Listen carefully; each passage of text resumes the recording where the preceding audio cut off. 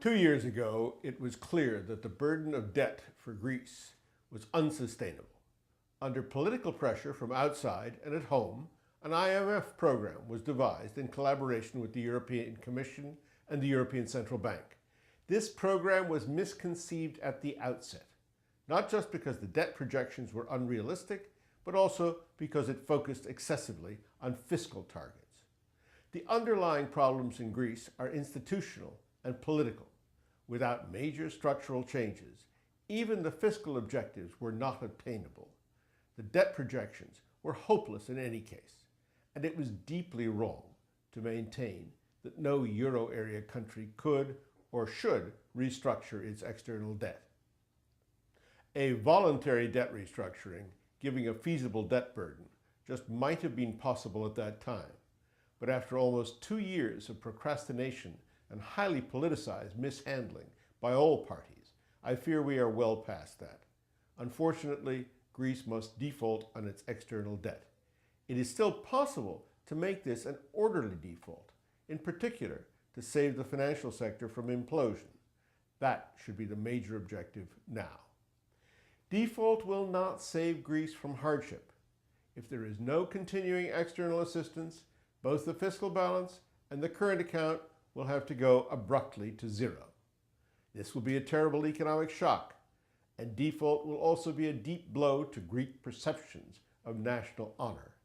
Sadly, however, these shocks may be the only way to break the logjam in Greek politics and society that makes progress impossible even with a prime minister who knows well what must be done. I therefore believe there should be no further external assistance, which would in any case just start to rebuild the debt burden.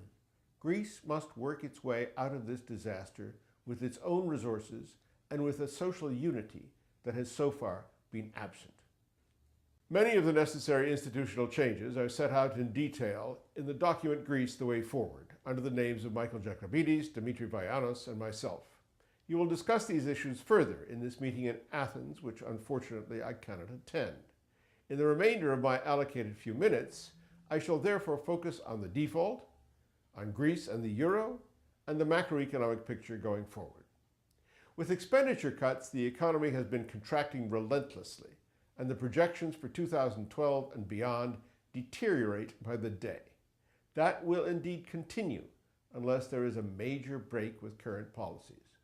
Not with fiscal expansion now, that will not be possible.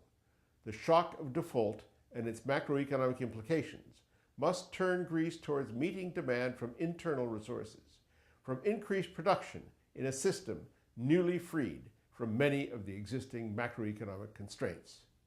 A new dynamic of economic expansion must come from inside, with a simultaneous turn towards selling more goods and services abroad. That will not be possible if the banks fail. I turn to this in a moment. How should debt reduction be implemented? With an orderly but coercive restructuring in which collective action clauses allow a majority of creditors aggregating their holdings of all outstanding bonds to accept a deep haircut and impose it on others. Coercion is unavoidable now that the debt holdings are much more dispersed and many creditors are just anticipating big profits by holding until March under the assumption that more external funding will be forthcoming. That should not happen. How deep should the haircut be? No less, in my view, than Argentina's 75%, but done properly. The July 21st proposals were pitifully inadequate, and the October 25th proposals are still insufficient to eliminate the stifling debt overhang. The restructuring can be orderly if the official sector supports it, not by further finance for the public and external accounts, but by protecting the banks. The European Central Bank should take its share of the creditors' losses. It made a mistake in buying Greek debt from May 2010 onwards, even with haircuts. And of course, its opposition to any debt reduction was misconceived from the outset. Governments, which also mistakenly said there must be no default, will have to do their share by recapitalizing the ECB correspondingly. The ECB must let the Bank of Greece keep domestic banks alive with emergency lending assistance, along the lines implemented in Ireland. Depositors must get ironclad assurance that their funds are safe.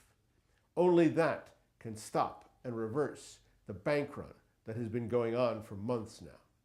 And depositors must be assured that euro deposits in Greek banks will remain euros. More of that in a moment. This will be a credit event. The credit default swaps will be triggered, as indeed they should be.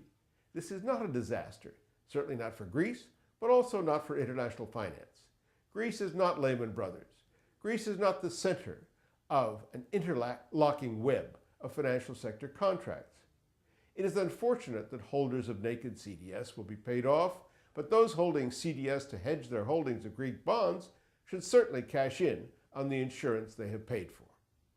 There will be no need for Greece to exit from the euro area, and little reason to do so.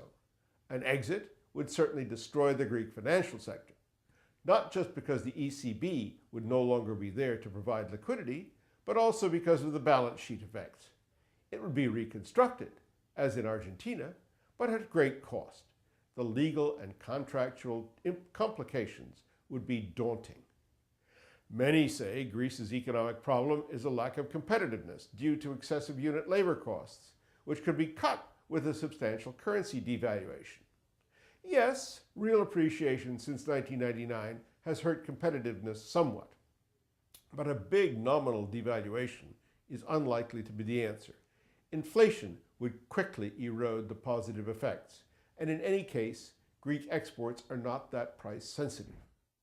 The key to expansion is cutting imports, and default will do that by imposing current account balance. Most examples of V-shaped recoveries from external crises come from the positive effects on domestic activity of reductions in imports. Yes, that means consumption must fall further. Imports of intermediate inputs must continue, even grow. Hardship cannot be avoided, but with liberating structural measures, its duration can be minimized. U.S. states have defaulted without giving up the dollar. Greece can and should do likewise. The way forward, then, is a properly managed default while remaining in the euro area, and the euro area authorities, as well as the European Commission and the International Monetary Fund, should support this. Thank you, and I hope the rest of the conference goes very well.